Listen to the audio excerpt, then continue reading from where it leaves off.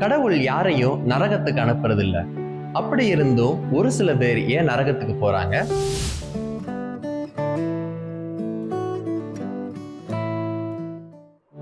இறையேசுவில் பிரியமானவர்களே, இன்றைய நற்செய்தியில் நாம் பார்க்கின்றோம், கடலில் வலையானது வீசப்படுகிறது. நல்ல மீன்களையும் கெட்ட மீன்களையும் அது இழுத்து வருகின்றது. இதே போன்றுதான் இறைவனின் அன்பு நம் அனைவர் மீதும் தெளிக்கப்படுகிறது. எத்தகைய அன்பான வாழ்க்கையை நாம் வாழ்கின்றோம் என்று சிந்தித்து பார்ப்போம்.